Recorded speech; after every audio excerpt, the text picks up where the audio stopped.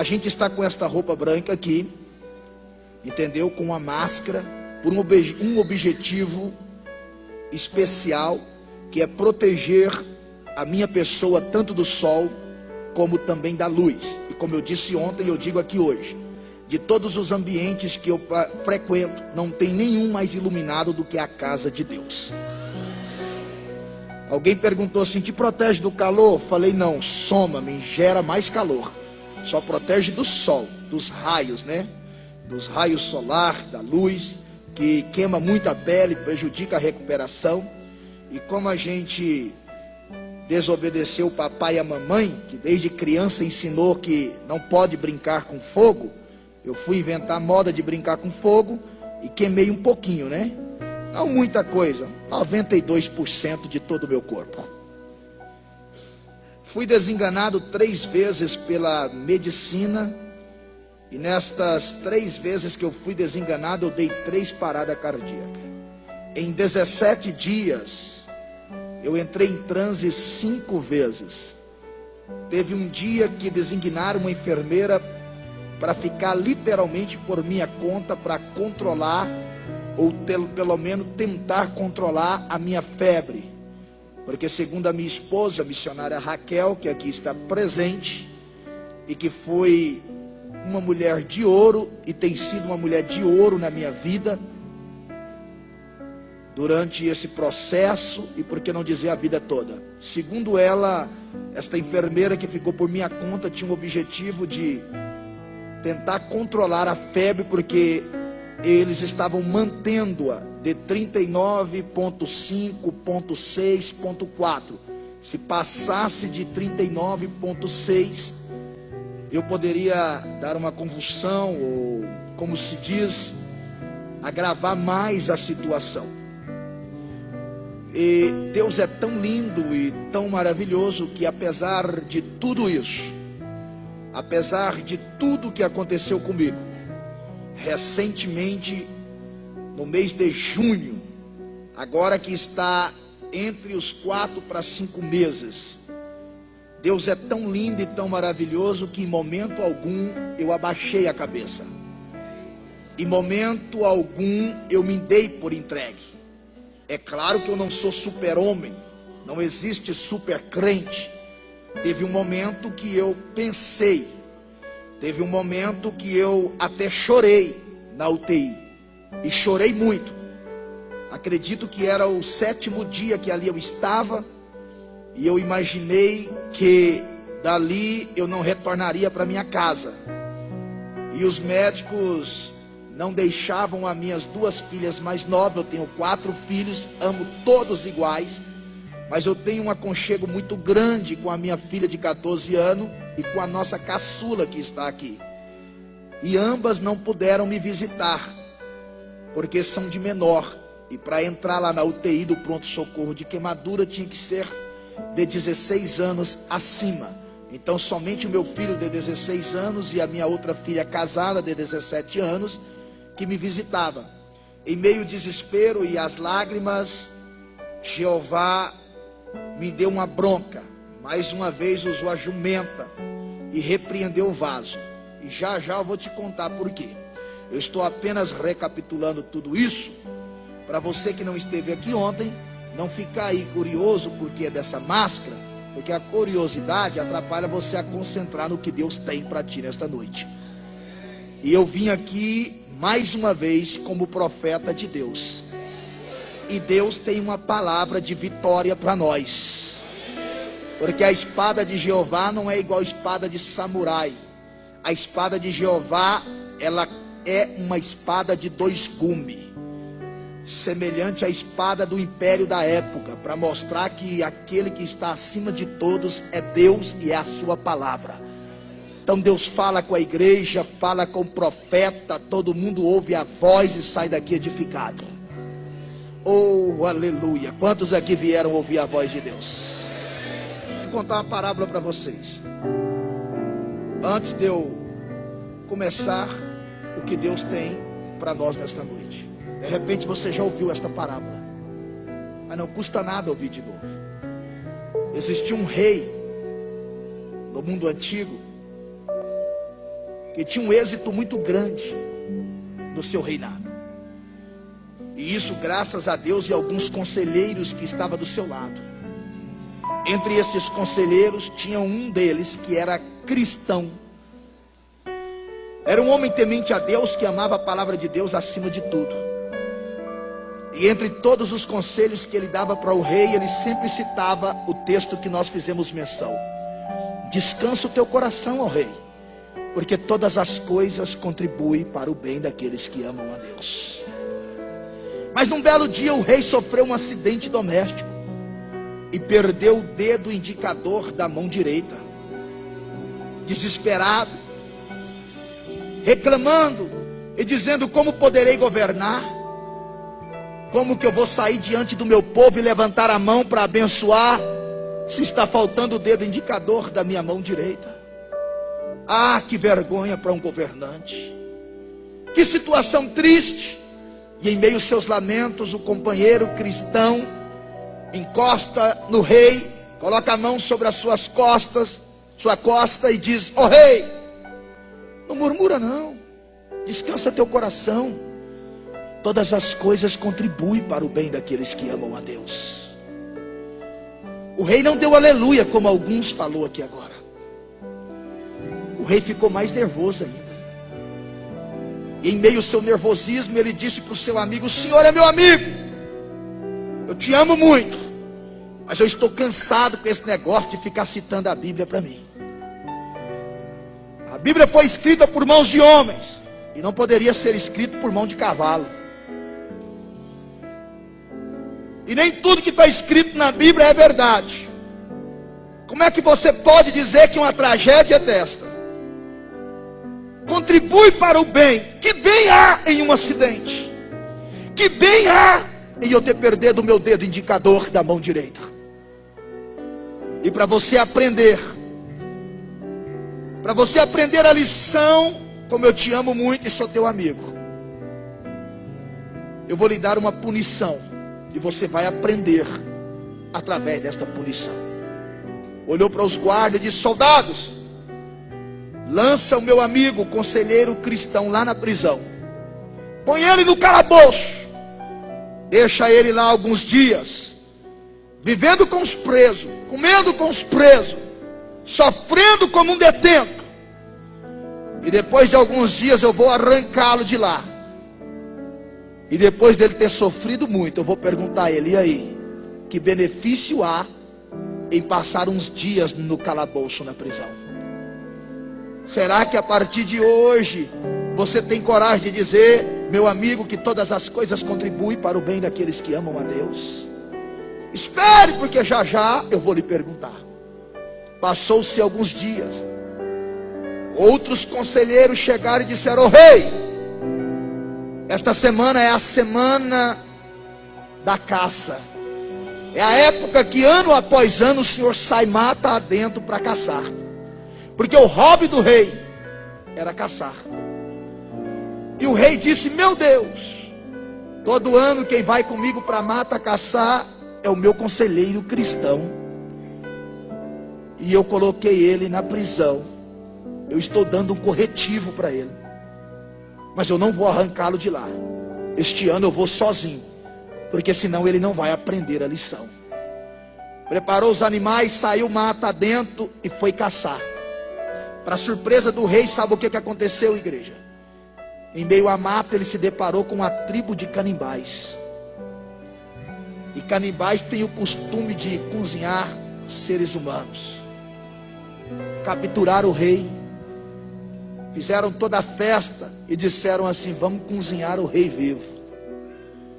O rei entrou em desespero. De repente os canibais vão se abrindo e chega uma liderança religiosa daquela tribo. E a liderança religiosa começa a tocar no corpo do rei, a averiguar o rei. E quando ele toca na palma da mão direita do rei, ele constata que estava faltando o dedo indicador. E na mente dele, para ele, o rei era um homem com defeito. E segundo aquele líder religioso daquela tribo de canibais, os deuses pagãos deles nunca aceitariam uma oferenda de um ser com defeito. Então ele disse para todos os ali da tribo dos canibais: este homem não serve para ser cozinhado. Ninguém vai tocar na carne desse homem. Ele está faltando o dedo indicador da mão direita. Nossos deuses pagãos não vai aceitá-lo. Isso é maldição para nós. Solta esse homem enquanto é tempo.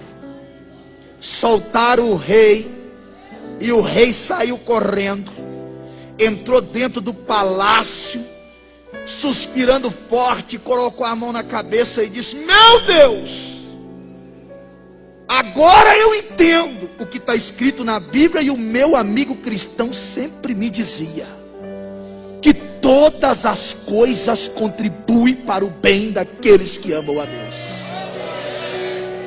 Se eu não tivesse perdido o dedo indicador da mão direita, eu teria perdido a minha vida. Deus sempre teve no controle do negócio. Diga para quem está perto de você: Deus não perdeu o controle da página do livro da tua vida. Deus está no controle da tua causa. Eu acho que nem todo mundo entendeu. Diga para ele, diga para ela, diga: Deus não perdeu o controle. Deus não perderá o controle. Agora olha aqui para mim. Deixa eu terminar a parábola, porque ela não para aqui. O rei deu uma ordem aos soldados: soltem agora o meu amigo cristão. Aquele homem não pode sofrer mais um dia sequer na prisão. E eu preciso pedir desculpa para ele. Seu amigo vem alegre, sorrindo, e os soldados olhando e dizendo: meu Deus, todo cristão parece bobo, né? Sofreu no calabouço e ainda sai sorrindo. Quando o cristão chega perto do rei, o rei pega na mão dele e diz: me perdoa, meu amigo. Quem sempre esteve certo foi Deus através da palavra, e você que acredita nela. Me desculpe, meu amigo, porque agora eu entendo. Agora eu entendo que todas as coisas contribuem para o bem daqueles que amam a Deus. O amigo disse para o rei: eu não tenho que perdoar ninguém, ó rei. Pode descansar teu coração. Todas as coisas contribuem para o bem daqueles que amam a Deus. O rei solta ele, segura nas duas mãos, olha dentro dos seus olhos e diz: meu amigo, mas o que eu não consigo entender até agora é como pode um homem que ama a Bíblia, que vive segundo a palavra de Deus, tão puro como você, Deus permitir acontecer isso que aconteceu contigo. Você não merecia ter ficado no calabouço alguns dias.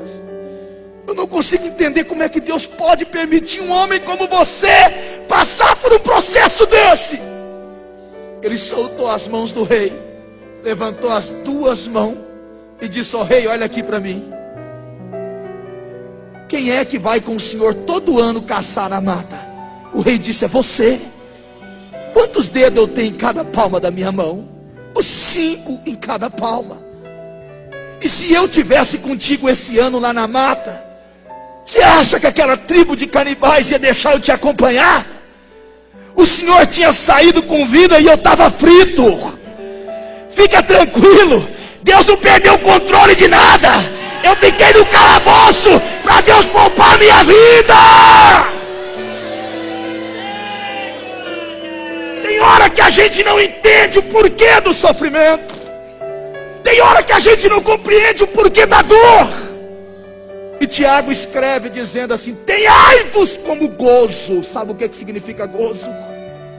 Tenhai-vos como privilégio, como alegria, o sofrer por amor ao Evangelho. Porque isso produz paciência, experiência, e te leva ao estado de varão perfeito.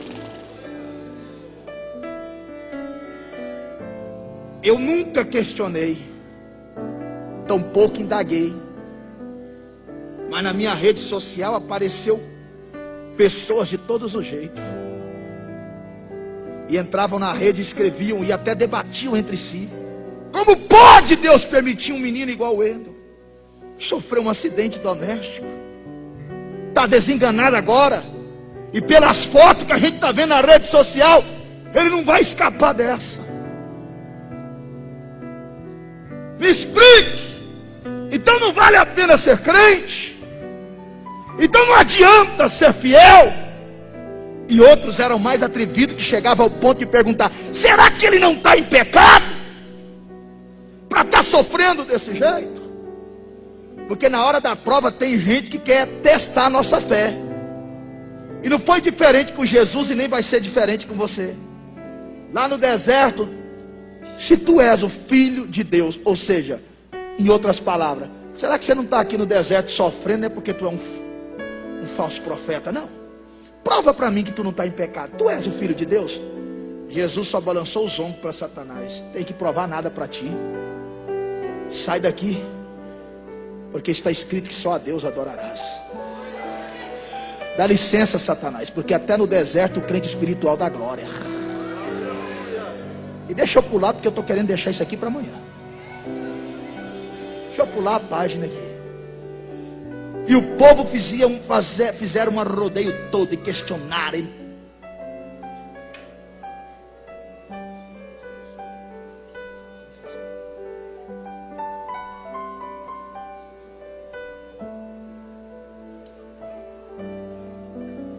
E o povo perguntava: o que aconteceu? Como é que pode?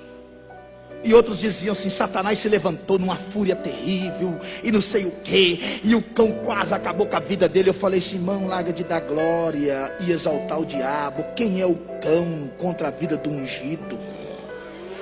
Se na época do Antigo Testamento, para tocar em Jó, ele teve que pedir permissão, quanto mais hoje para aqueles que são lavados e remidos com o sangue de Jesus. Satanás não vai dar um passo contra a tua vida. Há limite para a tua casa. Teu lar está marcado com o sangue do Cordeiro. O cão precisa entender que na vida do ungido todas as coisas contribuem para o bem daqueles que amam a Deus. O que a gente precisa entender é o propósito de Deus, do porquê nos levar para o deserto ou nos permitir sermos provados.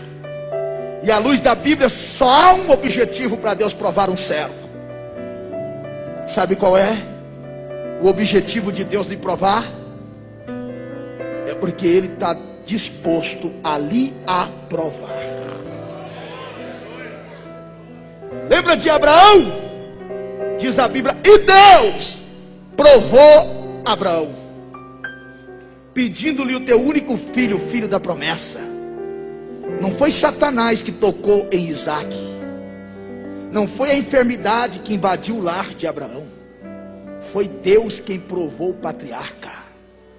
E pensa numa prova de fogo. Deus lhe pedir o único filho da promessa. Sabe o que Abraão fez? Não hesitou. Ele descobriu o propósito do negócio. Eu imagino Abraão pensando dentro de si: Deus está nesse negócio.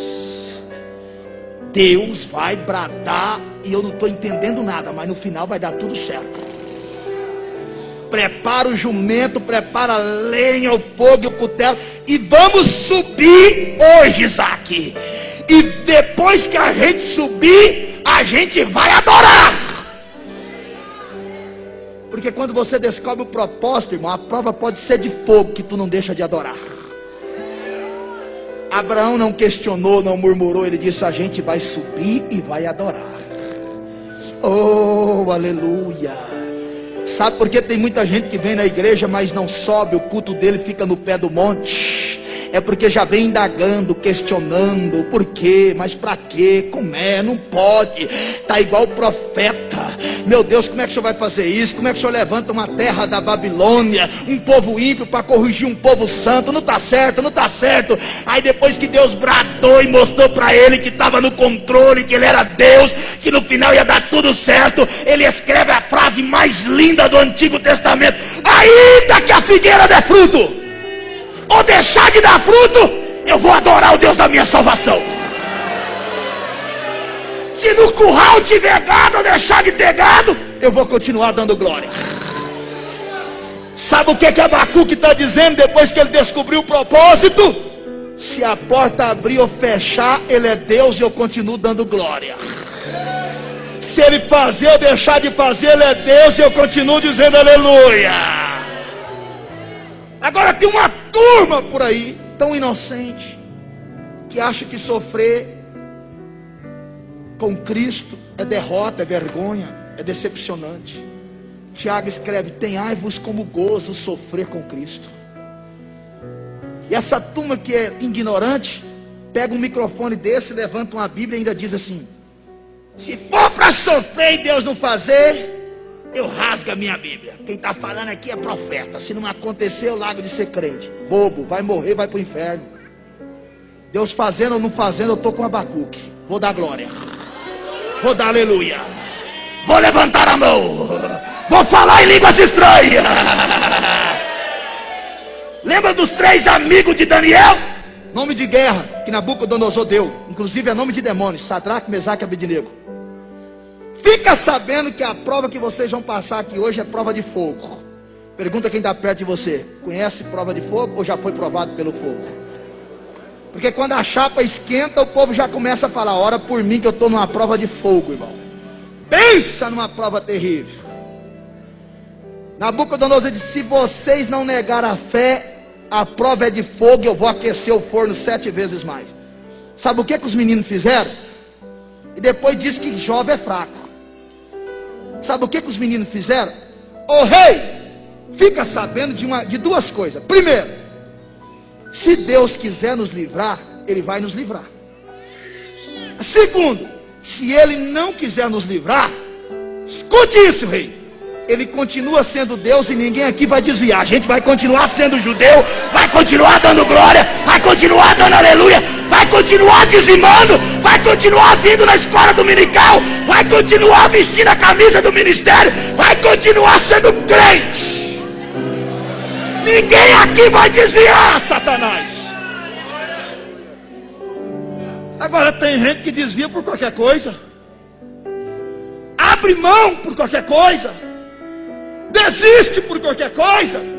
Suporta um pouco mais, vaso. Resista um pouco mais, mulher de Deus. Tua vitória está mais perto do que tu pode imaginar.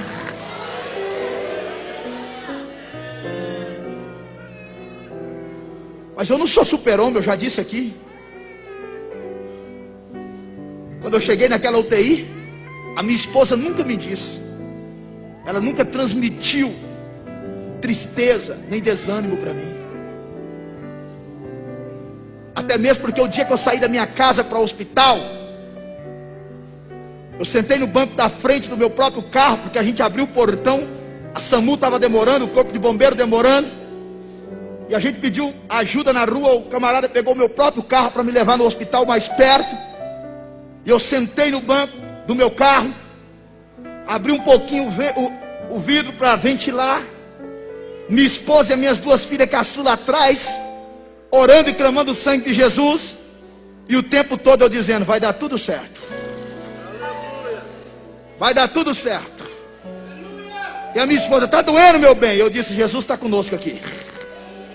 Meu bem, você não está sofrendo não, Jesus está conosco aqui. Meu bem, quer que eu feche o vidro? Jesus está conosco. Oh, aleluia. Quando eu cheguei na porta do hospital, aquele desespero da minha esposa, do motorista, aí vem a enfermeira e chama médico, e vem todo mundo com a maca para me colocar. Quando eu vou levantar do banco: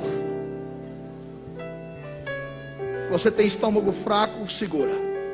As peles das minhas costas ficou tudo grudada no banco. A dor foi tão tremenda que na hora que eu levantei, eu desmaiei. Que tamanha dor.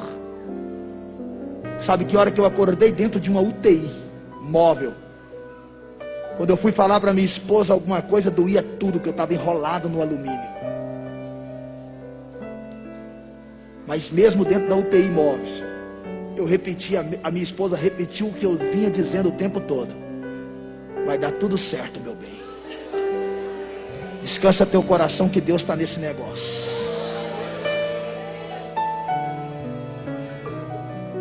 Ali na UTI eu comecei a pensar e dizer: Deus, porque eu não sou super-homem, não me leva sem eu ver as minhas duas filhas caçula, não.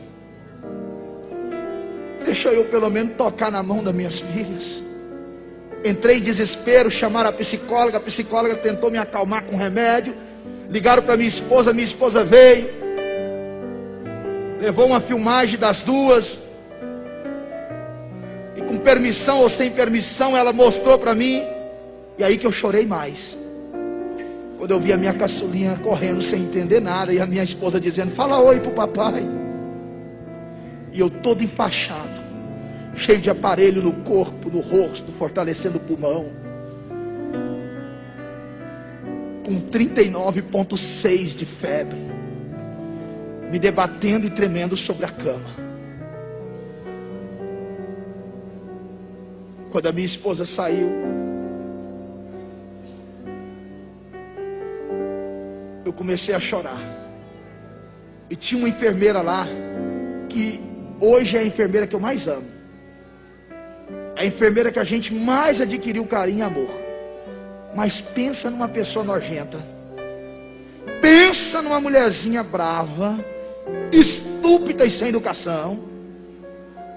Se passasse 1 minuto da visita, ela já pegava no braço da minha esposa: acabou o horário, vamos embora. Tinha uma outra, eu não sei como é que fala, se é camareira, que levava alimento para mim lá, levava almoço e janta, que era de uma igreja e que ficou sabendo do meu caso, foi intermediar e falou com essa enfermeira chata. Falou: dona Cida, esse aí é o pastor Wendel, a senhora tem que ter um pouquinho mais de calma com ele e carinho. Aí ela respondeu assim: ele é pastor lá fora, aqui dentro ele é paciente. Pensa numa bichinha nojenta. Ela chegou na minha esposa e falou assim: aqui só pode entrar 4 visitas por dia. A senhora tem que imprimir um boletim, colocar ali na entrada do hospital, conversar com a recepcionista, porque esse negócio de todo dia ficar entrando pastor, missionária, capelão, só porque tem credencial, está atrapalhando o tratamento. Mas hoje é a que eu mais amo. Quando a minha esposa saiu, eu comecei a chorar. Trocou o plantão. Sabe quem entrou? A dona Cida. E ela já foi entrando, e eu estava na primeira ala, de frente com a mesinha que elas sentavam. Ela já foi entrando e chegou perto de mim: o que foi que você está chorando? Aí o bobão falou assim: eu acho que eu estou começando a dar depressão. Como é que é? Eu estou com medo de morrer sem ver minhas filhas. Irmão, eu não conseguia nem enrolar para trocar lençol, era a maior dificuldade. Tinha que vir 2 fisioterapeutas ajudar, doía tudo, eu estava todo atrofiado. Fiz 8 cirurgias, eu arranquei 72% de toda a pele do meu corpo. Imagina a minha situação. Sabe o que aquela bruta fez? Irmão, Deus ainda usa jumento, viu? Você não trem bruto, é o tal do jumento, né? Sabe o que ela fez? Ela senta, eu falei: não dou conta. Senta! Eu tentando sentar, ela ergueu a cama. Ela senta! Ela pegou e pá! Eu sentei. Ela encostou perto de mim, pegou na minha cabeça por trás assim, pôs o dedão indicador no meu rosto e disse: pastor Wendel, deixa eu lhe dizer uma coisa aqui. E ela não me chamava de pastor. Pastor Wendel, deixa eu lhe dizer uma coisa aqui. Esse hospital nunca teve tão movimentado igual agora, desde o dia que o senhor chegou aqui.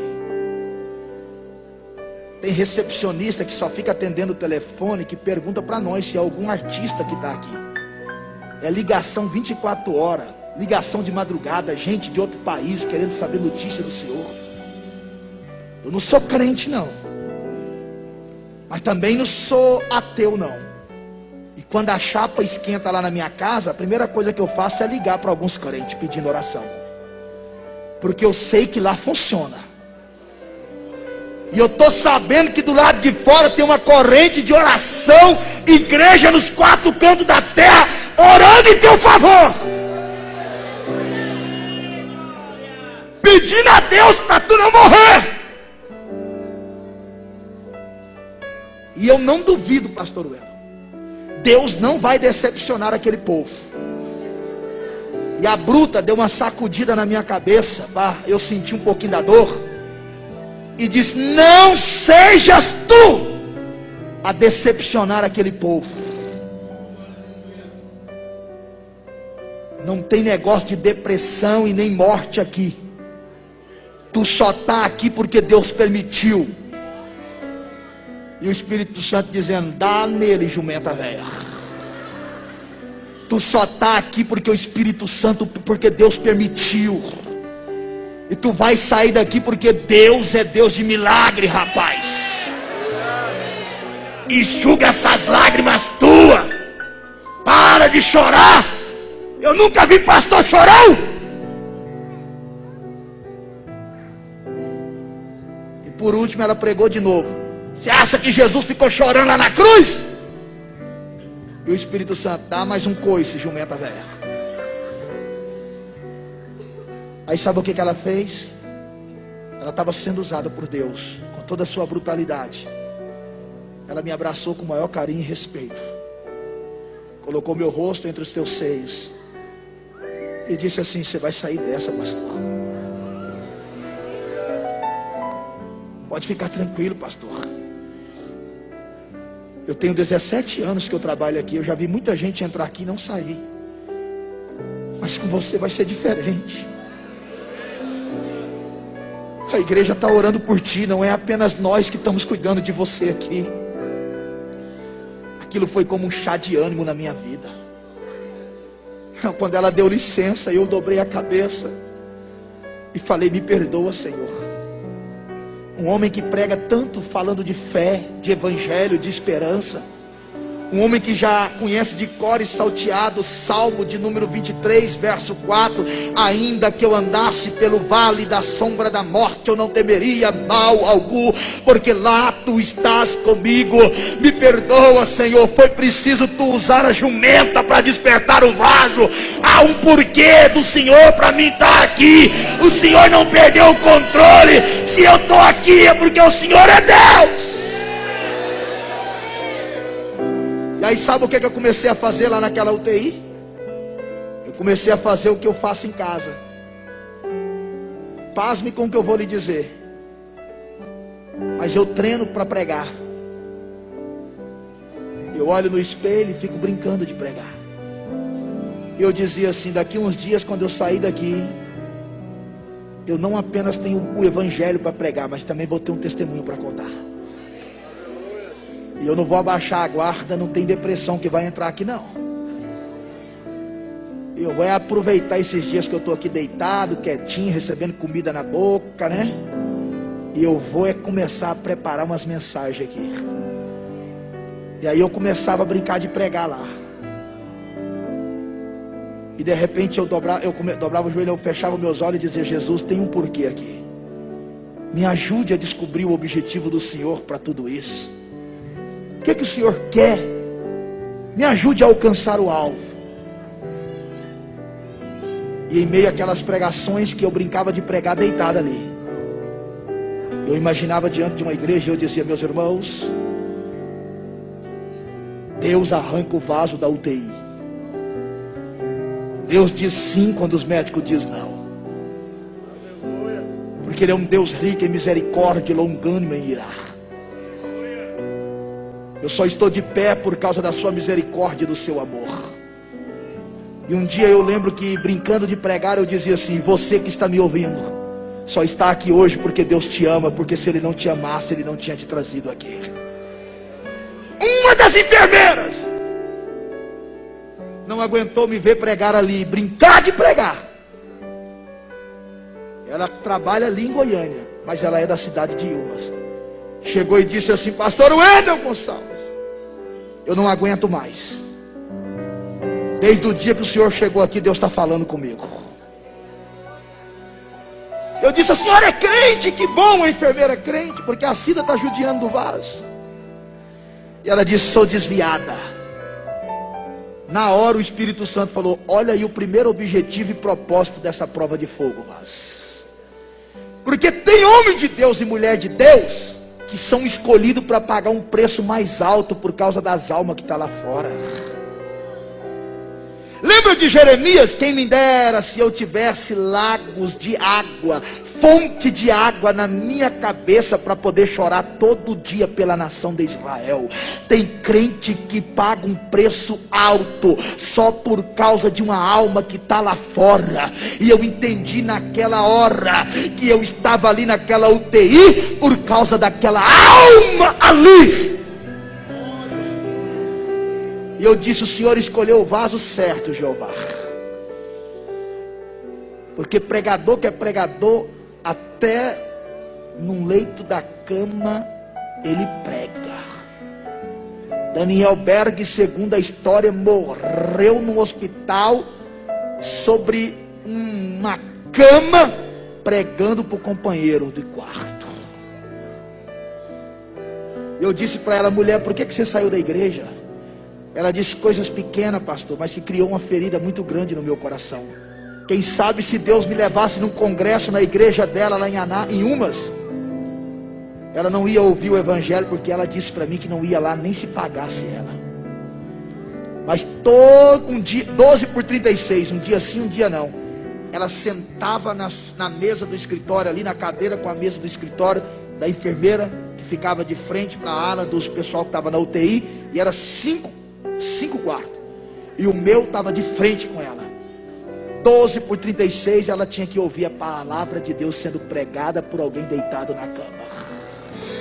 Jesus te ama, mulher, aceita Ele hoje, volta enquanto é tempo. Ela levantou e disse: não aguento mais, pastor. E do dia que o senhor chegou aqui, Deus está falando comigo. E eu disse para ela: então aceita Jesus hoje, mulher. Quem sabe assim Deus abrevia meus dias aqui e alivia a dor, porque estou sofrendo muito por sua causa. Eu só estou aqui, quase morri cozido por causa do valor da tua alma para Deus.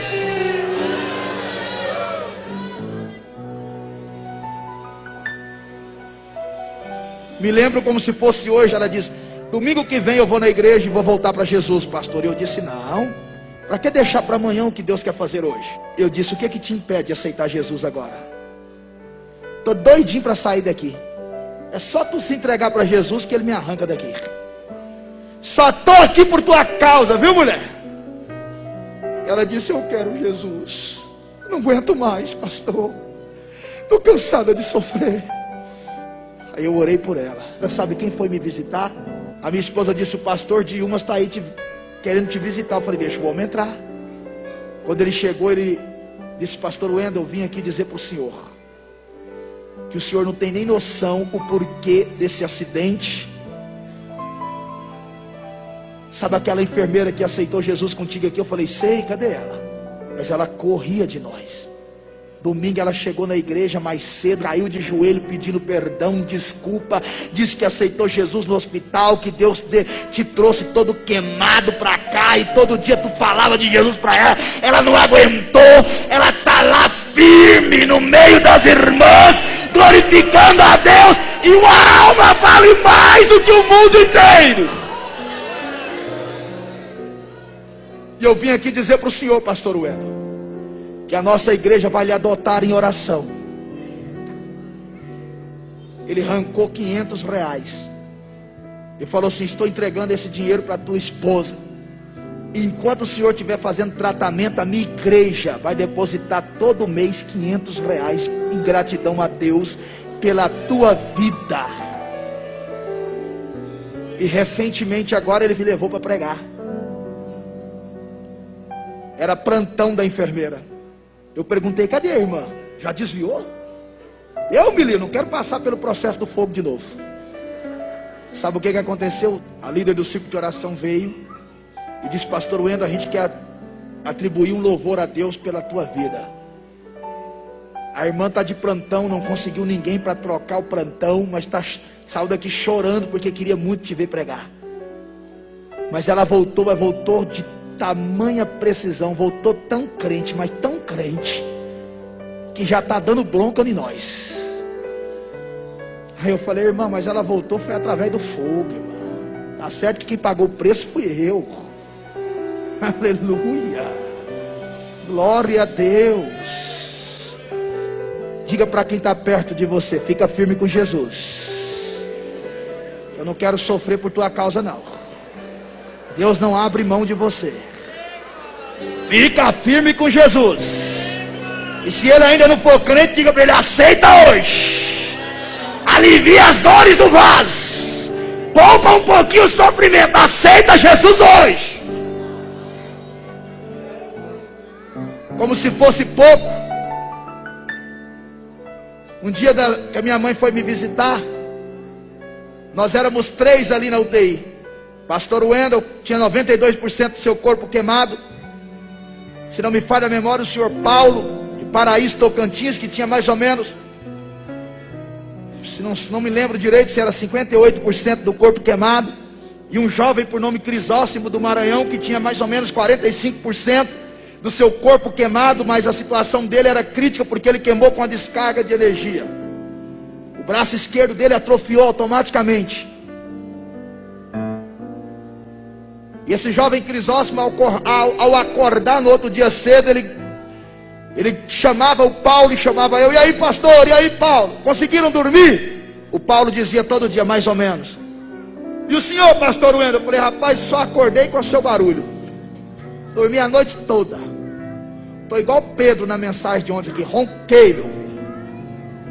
Ele dizia: não aguento mais, eu não consigo dormir. Quem já ficou internado ou já passou numa UTI sabe como é que dá trabalho de dormir dentro de um hospital.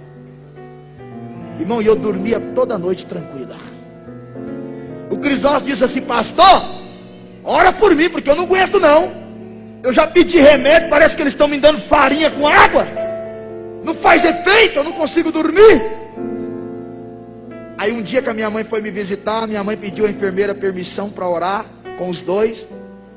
Quando a minha mãe foi orar com o Crisóstomo, ele disse assim: dona Silva, Helena, eu queria tanto ter pelo menos uma noite aqui, para me dormir uma noite só, igual o teu filho dorme.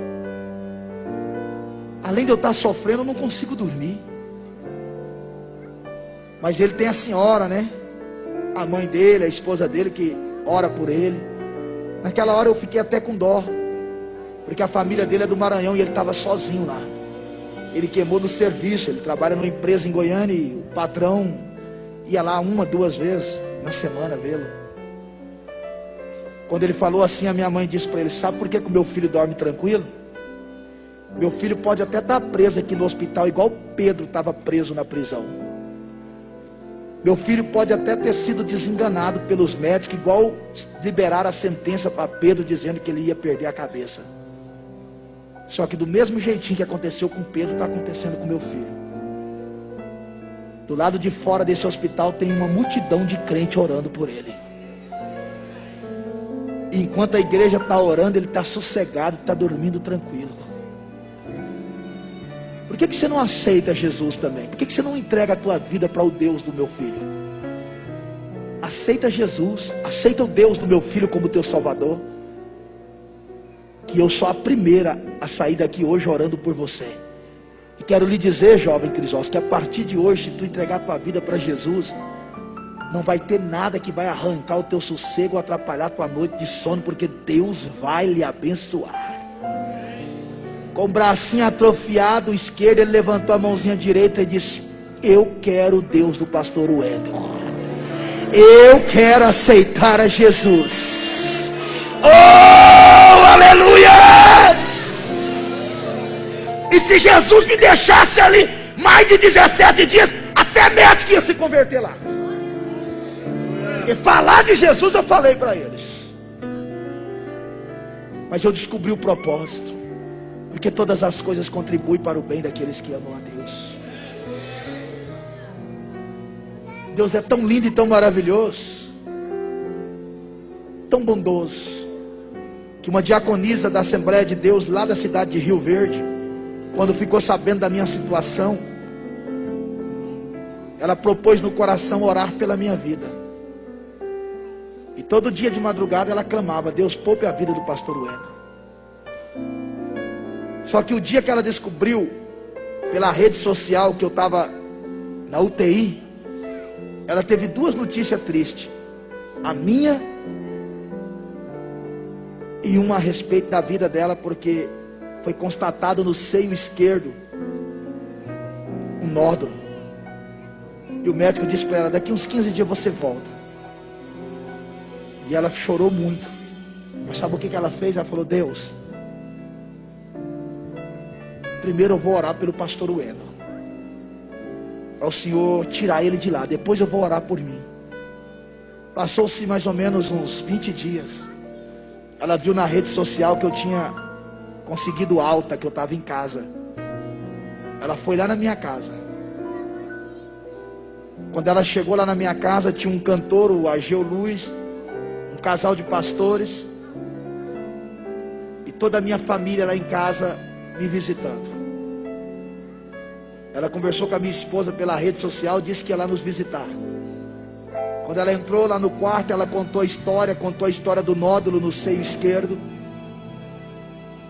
E contou a história que orou por mim, que jejuou por mim, e que estava feliz de ver eu de pé. Eu falei para ela assim: pois senta aqui na cadeira e chega perto da cama, que eu quero orar pela senhora e repreender esse nódulo. E ela disse: que nódulo? Eu falei: o que você contou. Quanto eu orava pelo Senhor, Deus estava restaurando a tua saúde e arrancando o nódulo do meu seio. E Deus usou aquela irmã e disse para mim chegar aqui hoje e falar para o Senhor que a partir desse acidente teu, foste provado no fogo e aprovado pelo fogo. Deus usaria teu ministério para curar muitos enfermos. Pessoas seriam curadas através do teu ministério em Cristo Jesus, pelo poder da palavra, que você nem ficaria sabendo. O médico olhou, parou, balançou a cabeça e disse: eu não estou entendendo. E ela disse: como assim, doutor? Ele disse: o nódulo desapareceu. Ramanduri canchuriando comanagar. Anduimi canto camanduri candaia bantu. Levanta a tua mão, levanta a tua mão. Aleluia. Está preparado para despedir desta enfermidade hoje? Está preparado para dizer adeus a esta dor hoje? Então, se for possível, coloca a tua mão na enfermidade. Se não for, coloca no rumo do coração e diga: nunca mais enfermidade. Adeus doença. Receba a tua cura em nome de Jesus. Receba o alívio em nome de Jesus. Seja curada em nome de Jesus. Olha aqui para mim. Sabe por que eu sofri o acidente?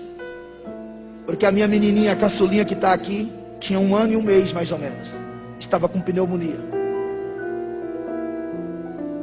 E uns 20 dias antes do acidente, ela foi consultar e a pediatra pediu para a gente levar ela no especialista. E o médico disse que a minha filhinha tinha uma luxação no quadril, que ela ia ter que engessar as 2 pernas, fazer uma pequena cirurgiazinha, mas não deixa de ser cirurgia, colocar uma tala nas 2 pernas, e ali ia ficar mais ou menos de 6 meses a 8 meses sem andar, com as 2 perninhas engessadas. Agora olha aqui para mim. Ela tinha começado a andar aqueles dias.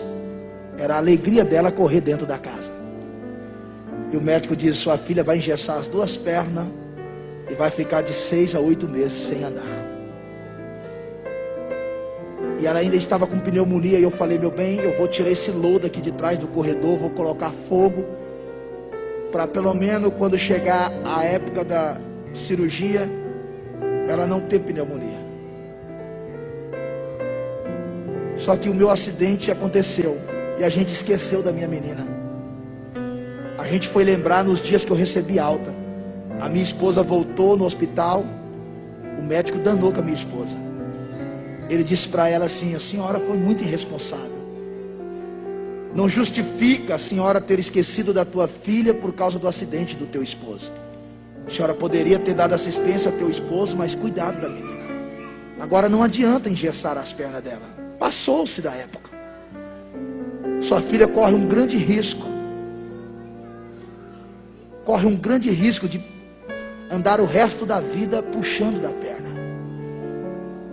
Agora imagine o médico dizer isso para você. Como que ficaria eu e a minha esposa olhar para minha filha moça puxando a perna por causa de um vacilo dos pais?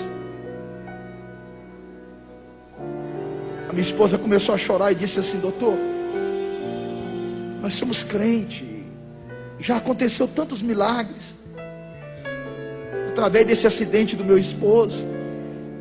Não é que a gente esqueceu da nossa filha, a gente só ficou preocupado com a situação dele. Quem sabe Deus coloca a mão, doutor. E o médico disse: faz outro exame lá, vai lá. Quando a minha esposa chegou, o médico começou a abrir o exame e disse assim: ó, da outra vez que você esteve aqui, o normal do quadril de uma criança, eu não me lembro direito a quantidade de grau, mas eu sei que o da minha filha estava 5 graus a menos. O quadril dela estava 5 graus a menos do normal. E o médico falou assim: mas já tem muito tempo, ela já está grandinha, só engessar não resolve mais. E cirurgia não é 100%. Quando ele terminou de rasgar o exame, ele pegou o primeiro exame, comparou os dois, pegou uma reguinha e começou a medir, balançar a cabeça e dizer para minha esposa e para minha mãe que estava junto: não pode ser, isso aqui não está certo. A minha esposa preocupou mais ainda e falou assim: mas como assim não está certo? Isso é bom ou ruim? E ele: não, esse negócio não está certo, esse negócio aqui não está certo. A minha esposa: doutor, mas isso é bom ou é ruim? Ele falou assim: mãe, não me pergunte como, que eu não sei explicar, mas o quadril da sua filha chegou 5 graus. Está no lugar certo. E o milagre está aí vivo, andando, chorando, dando trabalho para todo lado, sem ter que engessar, porque o Deus que nós servimos é Deus de milagre.